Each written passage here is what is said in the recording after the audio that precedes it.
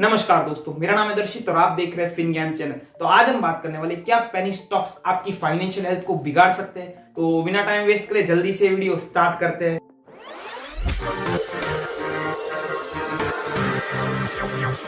तो चलिए दोस्तों, हम समझेंगे पेनी स्टॉक्स होते क्या है। पेनी स्टॉक्स ऐसे स्टॉक्स है जिनकी प्राइसेस 0 से 10 के बीच में फॉल करती है और उन कंपनीज का मार्केट कैपिटलाइजेशन 100 करोड़ से कम होता है।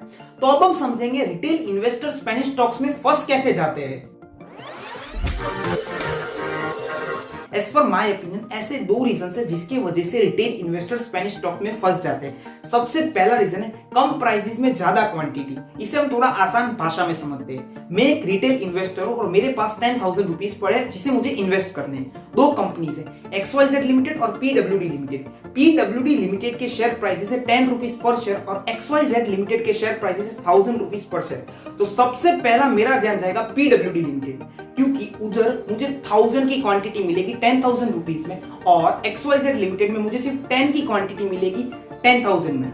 कम प्राइस में ज्यादा क्वांटिटी के चक्कर में हम कंपनी फंडामेंटली कितनी स्ट्रांग है, कंपनी के प्रमोटर्स का बैकग्राउंड, वॉलेटिलिटी, लिक्विडिटी, की फाइनेंशियल रेशियोज, कंपनी जिस सेक्टर में काम कर रही है उसमें उसकी पकड़ कैसी है, कंपनी का प्रोडक्ट कैसा है, ये तो हम चेक ही नहीं करते और हम उस स्टॉक में इन्वेस्ट कर देते हैं। सेकंड रीजन है price fluctuation and volatility. In penny stocks के प्राइसेस बहुत जल्दी अप एंड डाउन होते रहते हैं। जैसे आपने देखा होगा, सर्किट लग जाती है, मतलब कुछ परसेंटेज बढ़ के वो स्टॉक वहीं स्टॉप हो जाता है और फिर दूसरे दिन उतना ही परसेंट बढ़ जाता है।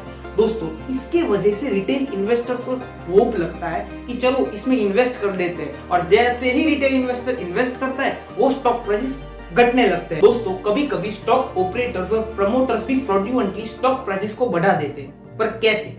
आपने पंप एंड डंप स्कीम के बारे में सुना होगा। इसमें क्या होता है, स्टॉक ऑपरेटर और promoter positive misleading rumours market में फैला देते हैं, जिसके वजह से रिटेल इन्वेस्टर्स को एक फॉल्स होप आ जाता है। उसे लगता है फ्यूचर में इस स्टॉक के प्राइसेस बढ़ने वाले और वो इन्वेस्ट कर देता है। पर जैसे ही एक लेवल के ऊपर स्टॉक प्राइसेस बढ़ जाते हैं, प्रमोटर्स और स्टॉक ऑपरेटर्स इन स्टॉक को डंप कर देते, मतलब सेल कर देते और रिटेल इन्वेस्टर फंस जाता है। दोस्तों, आप सोच रहे होंगे ऐसे भी तो पेनी स्टॉक्स है जिन्होंने बहुत अच्छा रिटर्न दिया और वाइस वर्सा ऐसे भी पेनी स्टॉक्स है जिन्होंने बहुत लेस रिटर्न दिया और वो बिल्कुल घट गए। तो दोस्तों, अब हम देखेंगे किस तरह एक अच्छा पेनी स्टॉक सिलेक्ट कर सकते हैं। ऐसे 5 क्राइटेरिया बताऊंगा जिसे फॉलो करके आप भी एक अच्छा पेनी स्टॉक सिलेक्ट कर सकते हैं। सबसे फर्स्ट क्राइटेरिया, कंपनी को अच्छी तरह जान ले। कंपनी जिस भी मार्केट पे अपना बिजनेस कर रही है उस मार्केट में उसकी पोजीशन कैसी है, कंपनी का रेवेन्यू मॉडल, कंपनी का बिजनेस मॉडल, कंपनी के प्रमोटर्स का बैकग्राउंड, कंपनी किस तरह का प्रोडक्ट बेच रही है और उस प्रोडक्ट की कितनी डिमांड है, कंपनी की स्ट्रेटेजीज। पहले आपको ये सब चीजें देखनी होगी। सेकंड क्राइटेरिया, आपको 6 टाइप्स के रेशियो जानने होंगे।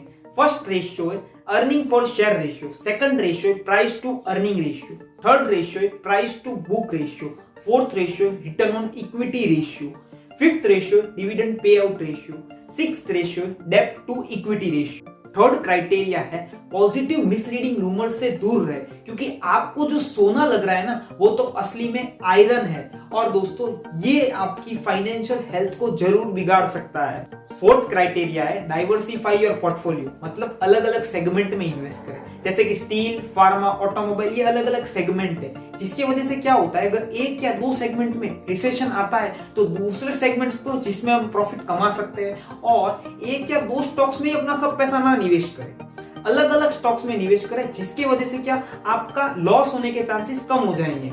फिफ्थ क्राइटेरिया, आपका जितना भी इन्वेस्टिंग का बजट है ना उसका सिर्फ 10 to 20% ही पेनी स्टॉक्स में इन्वेस्ट करें, क्योंकि ये मार्केट बहुत रिस्की है, वॉलेटिलिटी भी बहुत हाई है और लिक्विडिटी बिल्कुल कम है। तो मेरे ओपिनियन के हिसाब से ये कुछ ऐसे क्राइटेरिया थे जिसे फॉलो करके आप भी एक अच्छा पेनी स्टॉक सिलेक्ट कर सकते हैं। आपके क्या ओपिनियन है पेनी स्टॉक्स के बारे में कमेंट सेक्शन में मुझे जरूर बताएं और ऐसे ही फाइनेंस रिलेटेड वीडियो देखने के लिए हमारे चैनल को लाइक, शेयर और सब्सक्राइब कीजिए। धन्यवाद दोस्तों।